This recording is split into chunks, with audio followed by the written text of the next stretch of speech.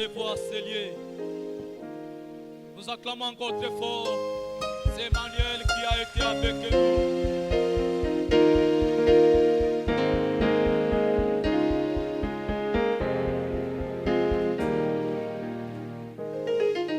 Emmanuel, notre Dieu, c'est toi qui a été avec nous tout au long de l'année 2023. Et par ta grâce, tu nous fais entrer dans cette année 2024. Qui a été avec nous dans les vallées et dans les montées, tu as été avec nous. Dans les moments de joie, dans les moments de pleurs, Emmanuel, tu as été toujours présent. Dans nos familles, tu as été présent alors que nous étions absents, parce que tu es Emmanuel. Dans nos manquements, ta bonté nous a couverts et nous a nourris de la manne, au point que nous sommes demandés, qu'est-ce que c'est ceci? Tu es l'Emmanuel qui a cheminé avec nous tout au long de l'année passée. Et par ta bonté, tu chemines avec nous tout au long de cette année, afin qu'à la fin de cette année, nous puissions crier en victoire. Afin qu'à la fin de cette année, nous puissions proclamer ta providence pour tous ces chemins que nous allons parcourir avec toi. Père de gloire, nous voici encore auprès de toi ce matin. Nous sommes venus te rendre ce culte à guise de reconnaissance. Au-delà d'une reconnaissance, c'est notre prière. Nous sommes là ce matin. Parle-nous. Révèle-nous ta volonté. Père, je te bénis pour ce privilège que tu m'accordes afin de me tenir encore devant ton peuple. Au-delà d'être ce privilège, c'est aussi une responsabilité. Saint-Esprit, aide-moi à bien assumer cette responsabilité encore devant ton peuple. Bénissons ton nom et nous te rendons grâce au nom de Jésus-Christ. Amen. Vous pouvez prendre place. Nous vous saluons dans le nom précieux de notre Seigneur et Sauveur Jésus-Christ. Nous bénissons l'Éternel pour ce privilège qu'il nous accorde de nous tenir encore devant vous afin de parler de la part de l'Éternel. Et nous remercions les conseillers des Aciers pour nous avoir accordé cette grâce d'être là. Et je te remercie aussi, mon bien-aimé, d'être venu de loin et de près, des 4 communes de la ville de Butembo, afin de prendre part à ce culte, afin que nous puissions adorer l'Éternel ensemble. Amen. Cette année, nous avons eu la grâce d'être nourris tout au début par le révérend notre papa responsable qui est à Célier. Et nous a conduits dans un thème qui parle de l'unité qui est une force. L'unité qui est une force. Au-delà de ce thème a introduit un mot de passe, un mot que nous allons suivre tout au long de l'année, un mot qui va nous maintenir encore tout au long de l'année. C'est un thème que nous allons suivre qui est intitulé l'unité dans la diversité. L'unité dans la diversité. Malgré que nous sommes plusieurs, mais nous sommes appelés à maintenir et à garder et à demeurer dans l'unité.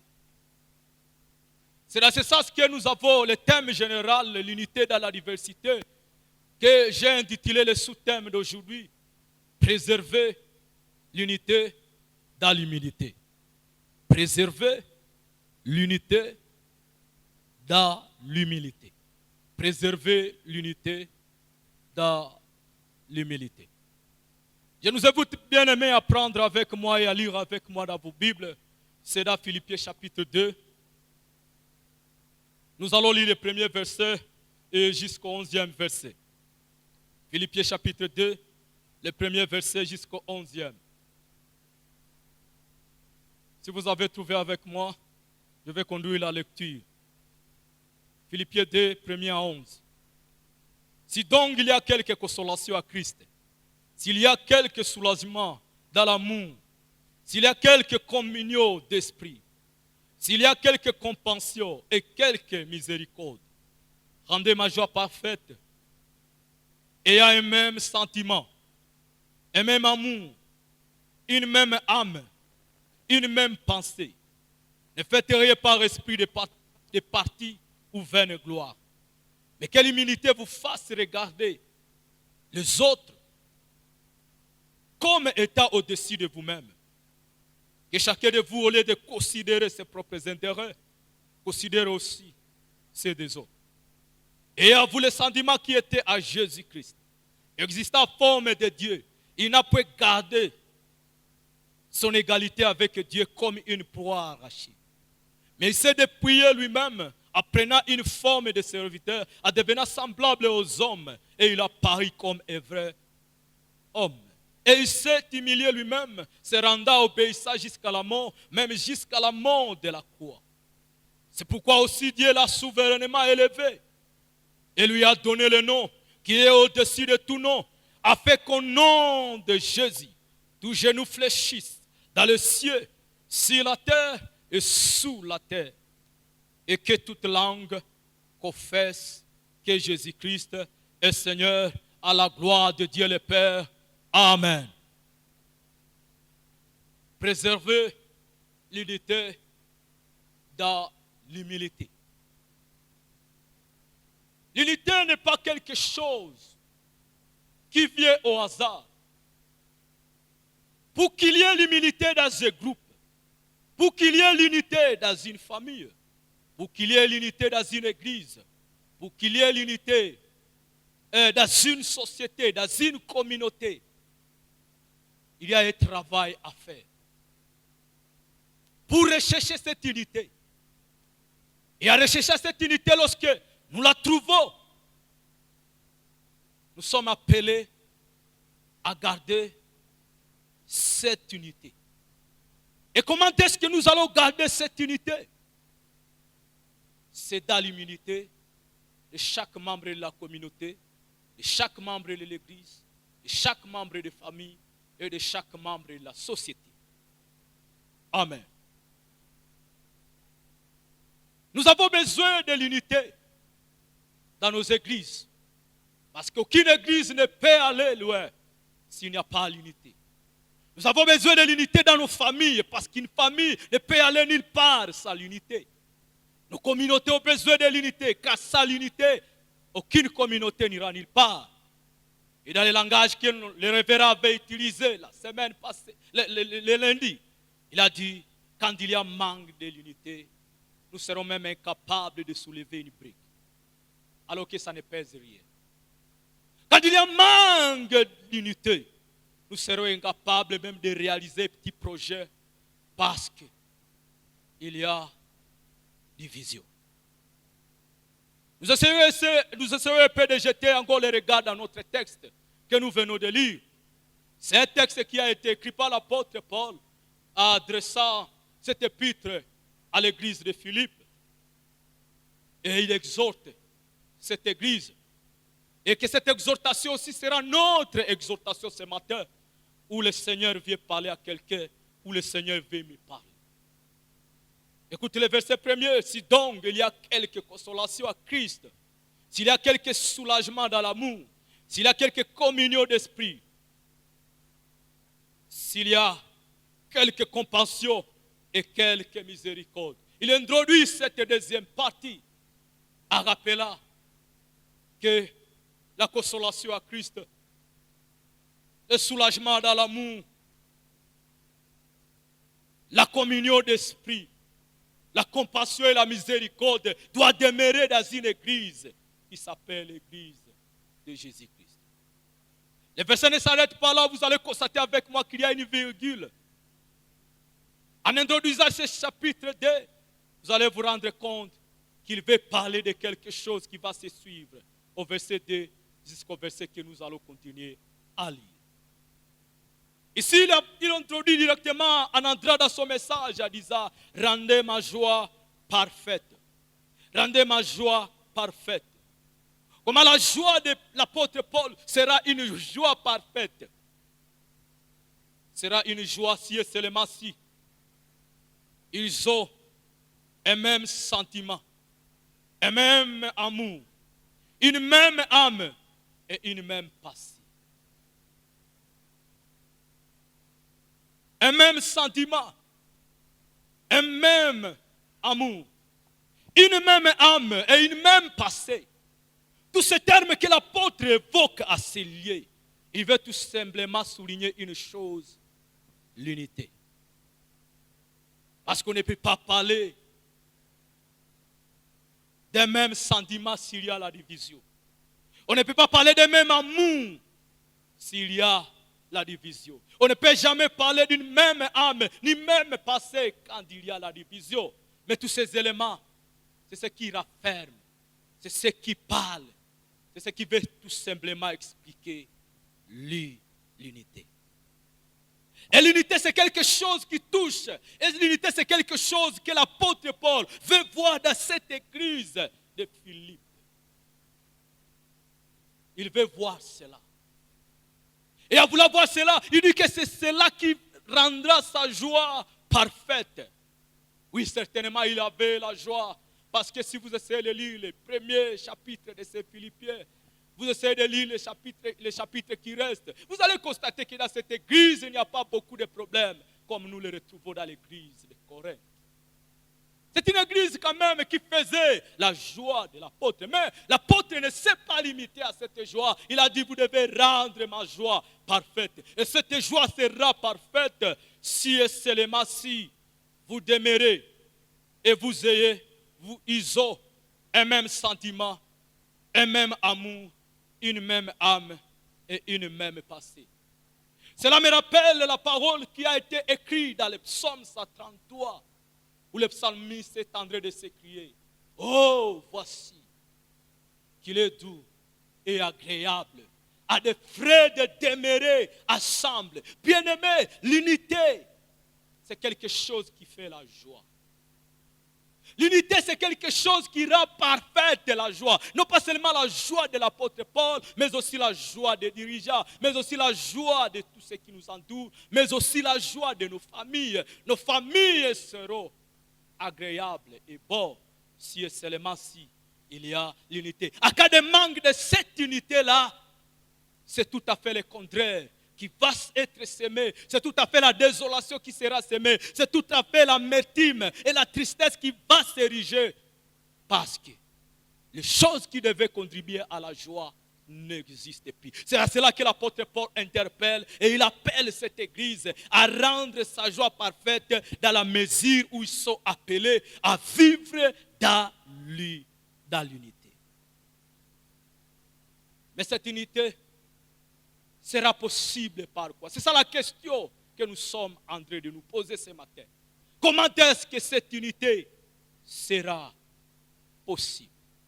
Alors ici, à partir déjà du verset 3, l'apôtre Paul commence à parler de cette unité qui doit caractériser cette église. Et il commence au verset 3 son exhortation. Il appelle, c'est un appel d'abord à l'unité. À partir du verset 1er au deuxième verset, c'est un appel à l'unité. Mais cet appel-là sera réalisé dans quel sens? Au verset 3, il est écrit, ne faites rien par l'esprit de parti ou par vaine gloire. Ne faites rien par l'esprit de rivalité et par vaine gloire. La traduction TOB a dit, ne faites rien par esprit de rivalité. Et c'est même la version de Paroles vivantes d'Alfred Cohen qui va dire, n'agissez pas à vue de satisfaction de vos besoins, de vos désirs particuliers. Laissez tomber tout esprit de rivalité. Bien-aimé présent en ce lieu, ce que tu dois savoir est que l'unité ne sera possible si et seulement si tout et chacun met à côté l'esprit de parti. Ou bien l'esprit de rivalité. C'est l'esprit-là qu'il a ajouté à Lisa. L'esprit qui cherche la vaine gloire. Ou l'esprit qui cherche sa gloire personnelle. En d'autres termes, l'esprit qui cherche sa gloire personnelle, c'est un esprit égoïste. L'unité ne sera possible si les membres de la communauté, si les membres de l'église, si les membres de la ville ne mettent à côté toute forme d'égoïsme. Toutes formes d'esprit de rivalité, où je vais faire quelque chose afin que je sois honoré, afin que je sois célébré. Non, cela ne mènera rien à l'unité. Nous devons bannir tout esprit qui cherche son parti pris, tout esprit qui cherche à se couvrir, tout esprit qui cherche sa gloire et tout esprit qui demeure dans l'égoïsme. La société actuelle est caractérisée par l'égoïsme. Chacun cherche à se couvrir. Chacun cherche à s'attirer ses biens pour lui-même. Chacun cherche sa gloire. Et chacun veut faire des combats pour lui-même afin qu'il soit reconnu. Dans cette société, Église écoute. Nous sommes appelés à bannir l'esprit qui cherche sa propre gloire. Nous sommes appelés à bannir l'esprit qui demeure dans l'égoïsme. Pourquoi? L'égoïsme, c'est quelque chose qui cache notre face afin de ne pas voir celui qui est à côté de nous. Dans l'opposé de cet égoïsme, dans l'opposé de cette rivalité, dans l'égoïsme de cette manière de chercher sa propre gloire, l'apôtre Paul oppose à cet égoïsme, à cette manière d'agir. Au verset 3, il oppose une chose qui dit: ne faites rien par esprit de parti ou vaine gloire, mais que l'humilité vous fasse regarder les uns les autres comme au-dessus de vous-même. Mais quelle humilité? L'humilité qui doit vous caractériser. C'est cette humilité-là qui vous fera regarder les autres comme au-dessus de vous-même. Essayons un peu de parler de ce verset. Quand l'apôtre Paul essaie de mettre en opposé humilité et vaine gloire, humilité et égoïsme, qu'est-ce qu'il veut nous apprendre? Il veut nous apprendre qu'à chaque fois, nous vivons dans une communauté, dans une église, dans une famille, où nous sommes là seulement pour notre propre gloire. Et nous nous battons pour une rivalité qui ne nous mènera à rien. Cela empêchera de regarder le voisin qui est à côté. Je me souviens, une fois, nous avions une discussion avec un monsieur, c'était à l'extérieur de l'église. Ce monsieur-là, qu'est-ce qu'il disait? Il disait à Kiswahili, Banamou Kebikoboure. Ah, et je lui ai demandé, papa, les femmes sont comment? Ikoboure. Alors je lui ai demandé, pourquoi tu dis cela? Il a dit, oh, ma femme reste à la maison, il ne travaille pas, il est là, il passe toute la journée là-bas.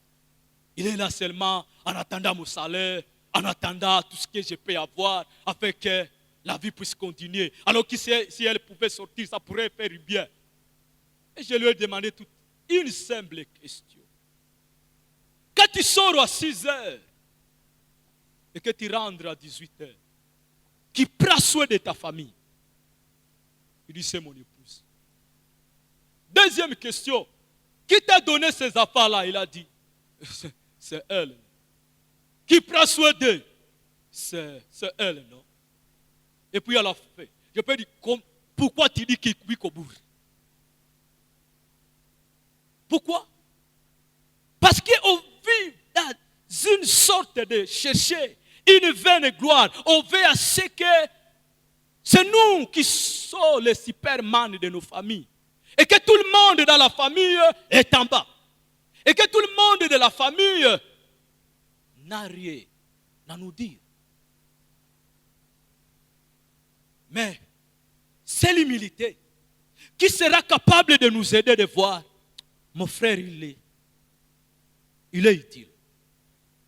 Mon ami ici, il est utile. Mon épouse est utile. Mon époux est utile. Mon frère est utile. Quand il y a l'orgueil nous aveugle au point que nous ne pouvons plus voir les capacités de l'autre. L'orgueil nous aveugle au point que nous ne pouvons plus voir le don que le Seigneur a mis dans l'autre. L'orgueil nous empêche et nous offusque au point que nous ne pouvons pas regarder la grâce que l'Éternel a donnée à une autre personne. Mais c'est l'humilité que l'apôtre Paul va chanter à ses lieux à Disa. Mais par l'humilité. Mais par l'humilité. Mais que l'humilité vous fasse regarder les autres comme étant au-dessus de vous-même. L'orgueil rabaisse les prochains, tandis que l'humilité relève les prochains. Amen. L'orgueil rejette les prochains, tandis que l'humilité accepte et relève les prochains. À cause de cette humilité, tu ne regarderas plus l'autre comme un déchet, mais tu regarderas l'autre comme même étant au-dessus de toi. Au-dessus de toi. Il a continué avec cette thématique en nous appelant, en disant que chacun de vous, au lieu de considérer ses intérêts, considère aussi les intérêts des autres.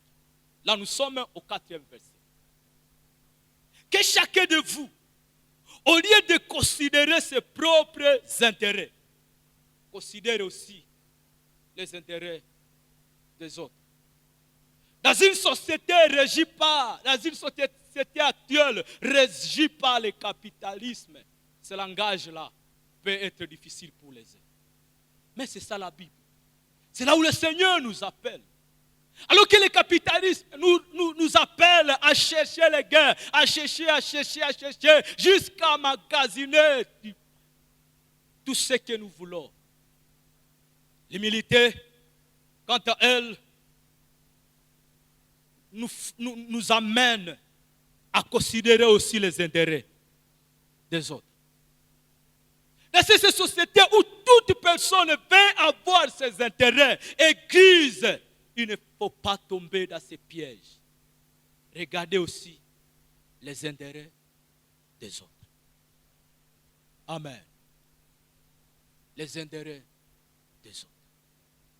Nous n'allons pas bâtir nos familles si et seulement si nous ne sommes pas prêts à bannir tout esprit de chercher les intérêts personnels et d'oublier les autres qui sont autour de nous. Aujourd'hui, nous avons beaucoup de problèmes dans les familles. Pourquoi? Le grand-père est décédé et il avait un chat quelque part. Peut-être c'est le père qui est décédé. Il avait un chat. Et lorsque vous vous mettez en famille pour essayer de partager les pieds de la famille, vous estimez ce chat-là à $300. $300. Et que vous essayez de vous mettre, vous regardez que vous êtes 14 enfants. Et tous vos yeux sont fixés sur cet héritage-là. De combien? De $300.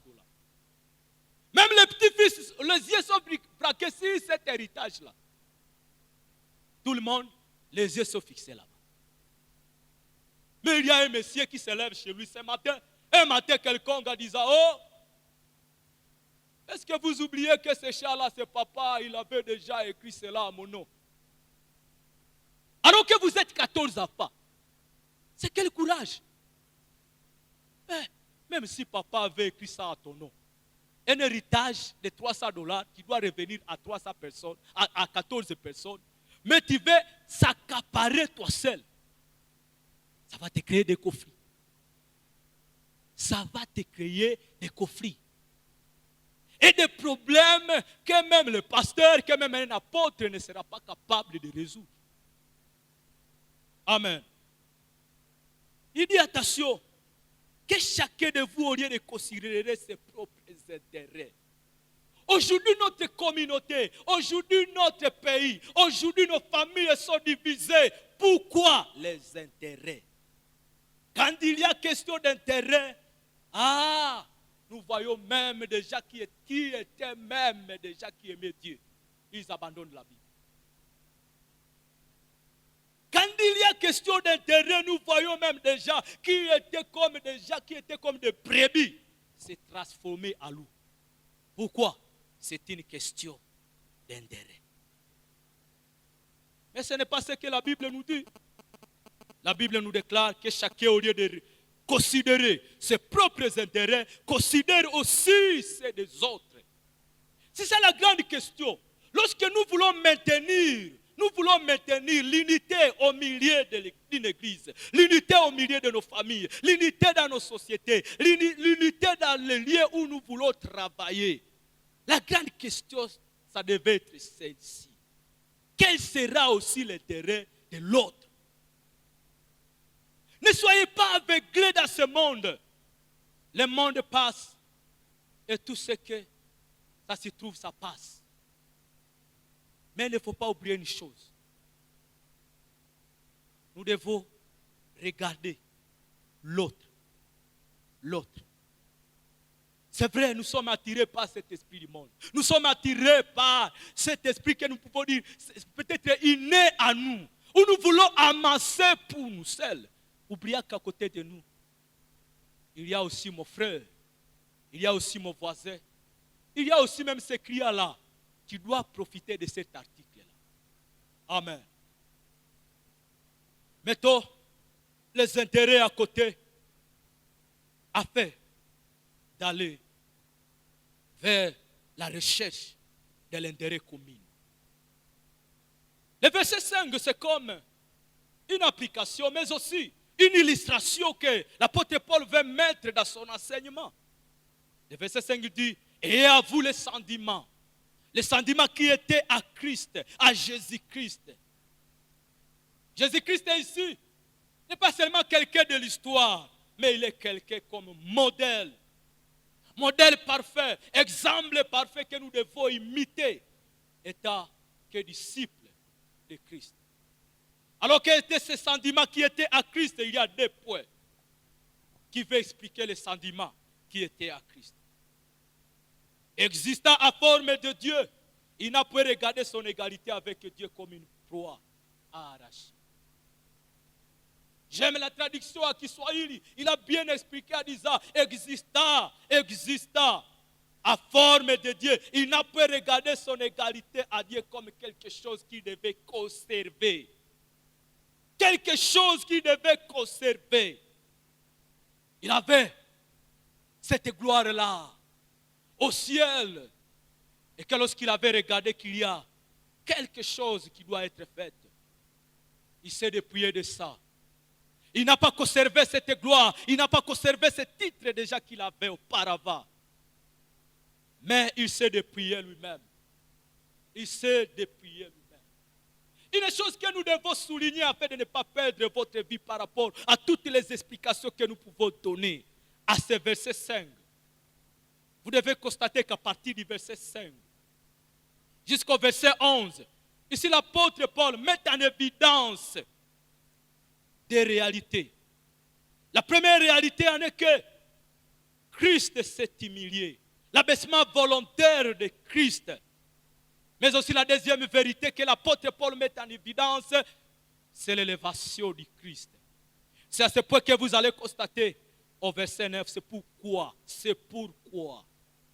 Mais en premier lieu, à partir du verset 5, l'apôtre démontre les sentiments, les passés qui étaient à Christ. Il s'est dépouillé lui-même. Et à se dépouiller, qu'est-ce qu'il a fait?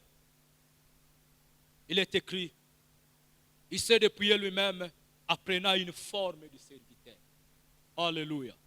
Il s'est dépouillé apprenant une forme de serviteur. C'est ce que l'apôtre Paul venait de dire tantôt au verset 4, lorsqu'il dit que chacun, au lieu de considérer ses propres intérêts, considère aussi ceux des autres. C'est un esprit de service. Au lieu que je m'enrichisse au détriment de la vie des autres, je dois aussi servir les autres. C'est Christ qui est le modèle parfait. Il s'est dépouillé de toute sa gloire. Il est venu au milieu de nous. Il s'est dépouillé de cela et se rendant comme semblable aux hommes et il est apparu comme un vrai homme. Au-delà de cela, il dit que, mais apprenant une forme de serviteur. Cela veut dire que Jésus s'est humilié, apprenant une forme de serviteur. Ce serviteur-là, c'est le terme grec qu'on utilise, doulos, l'esclave. L'esclave. Il a pris la forme d'un esclave alors qu'il avait toute la gloire. Et c'est cela que nous manquons dans nos communautés, dans nos églises, dans nos familles. Où nous allons trouver une personne qui va se dépouiller de sa personnalité, afin de venir servir les autres, afin de venir vivre avec les autres. Tout le monde veut rester à sa position. Tout le monde veut garder son honneur. Il s'est dépouillé lui-même en se rendant obéissant jusqu'à la mort. Là, nous sommes au verset 8. Il s'est humilié lui-même. Christ est comme l'exemple de l'humilité. Il s'est humilié lui-même. Au-delà de s'humilier, il a accepté. Il est allé jusqu'à la mort. Il est allé jusqu'à la mort. La mort. À s'humilier en acceptant toute cette souffrance, il s'est rendu comme tous les hommes. Il a accepté la mort. Mais au-delà de cette mort, le verset continue à la dernière partie en disant, jusqu'à la mort à la croix. Ce n'est pas n'importe quelle mort. S'il pourrait arrêter là-bas, l'apôtre Paul, lorsqu'il utilise ces deux termes, ce n'est pas avec. Il veut tout simplement expliquer que la mort du Christ a été une pire des humiliations, au point d'accepter la grande humiliation que nous appelons la croix. Parce que la croix est le symbole même de la honte. La croix est le symbole même d'une humiliation que personne ne pouvait pas subir. Il a accepté d'être déshabillé dans une capitale qu'on appelle Jérusalem et qu'on l'amène jusqu'au bois. Quelle humilité! C'est cette humilité que nous manquons. C'est cette humilité qui bloque les réconciliations dans plusieurs couples. C'est cette humilité qui bloque la réconciliation dans plusieurs familles. C'est cette humilité qui bloque la réconciliation entre les frères, entre les amis. Pourquoi? Quand il y a question de conflit, tout le monde veut maintenir sa position. Tout le monde veut maintenir sa personnalité. Mon frère, ma soeur, il n'y aura jamais réconciliation si encore les deux parties demeurent à un même niveau. Pour qu'il y ait réconciliation, pour qu'il y ait unité au milieu des gens, il faut qu'il y ait des personnes qui vont dire, nous nous humilions. Au-delà de s'humilier, nous acceptons même la mort. La mort là, c'est comme si tu disparais. C'est comme si ta personnalité là est partie. Jusqu'à même accepter la mort à la croix. Jusqu'à même accepter la honte. Amen. Qu'est-ce qui nous trouble souvent? Nous ne voulons pas avoir honte. Nous ne voulons pas avoir honte. Si je lui demandais pardon, ça sera comme si je m'humiliais, ça sera comme si je ne suis plus un homme. Et ça bloque la réconciliation. Si je lui demande pardon, ça sera comme si c'est moi le fautif de tout. Non. Mes frères et sœurs, vous qui n'êtes pas encore mariés, c'est un secret que je vous donne ce matin. Il y a des moments où dans les foyers, la femme se lève. C'est moi la maman de cette famille. Il y a les papas aussi qui se lèvent. C'est moi le chef de cette maison. Chef. C'est moi le chef. Alors quand il y a un conflit, déjà si cette première dame-là et le chef-là, ne croyez pas que ça va se régler avec un bateau magique. Il faut que parmi ces deux, il y ait quelqu'un qui va accepter de descendre. De descendre. Oui. À descendre, c'est comme si tu t'humilies. Mais ce n'est pas encore l'affaire. À descendre, c'est comme si tu disparais. Tu n'as plus cette gloire-là, tu n'as plus cette autorité-là. Mais lorsque les deux continuent toujours à garder leur poste là, leur personnalité là-bas, il n'y aura jamais ni réconciliation, ni unité dans ces couples. Il y a des fois où le verbe « j'ai raison » circule. J'ai raison. Et l'autre dit j'ai raison. C'est moi qui ai raison. C'est moi qui ai raison. Mon frère, vous n'irez nulle part avec votre réseau là. Il y a un moment, tu es appelé à dire, ok, tu as raison. Ok, je te donne ces réseaux-là. Amen. Je te donne ces réseaux. Reste avec ces réseaux-là. Tu as raison. Oui, nous acceptons. Pour faire quoi? Tu ne le fais pas parce que tu le fais. Non, tu le fais pour maintenir l'unité. L'unité a un prix.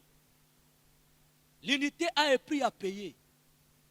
Pour maintenir cette unité et pour maintenir dans l'humilité, c'est l'apôtre Paul qui nous donne le prix que Jésus a dû faire. Il faut accepter de payer le prix. Oui, ça va faire mal. Parce que la honte fait toujours mal.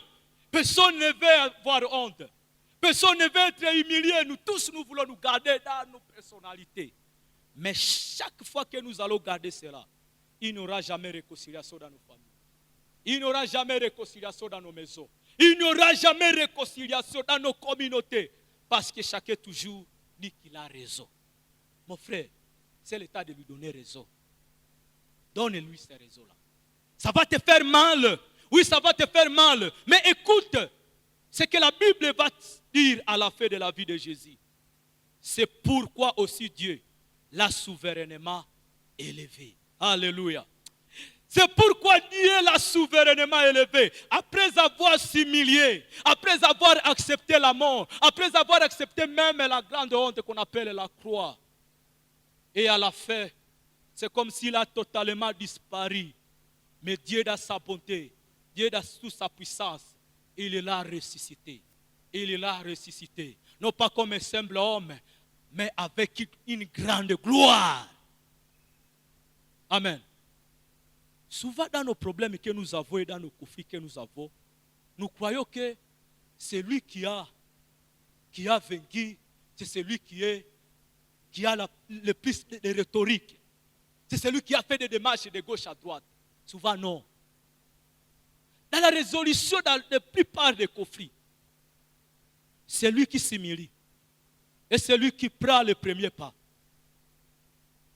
Il est le plus glorifié que celui qui est resté dans son orgueil là. C'est moi ou après moi c'est le déluge. Oui, il y en a déjà là. Ils se savent fiers de l'orgueil. Non, moi je n'ai pas descendre. Moi je n'ai pas accepté cela. Non, tu restes là-bas dans ta position. Mais tu n'as pas de gloire.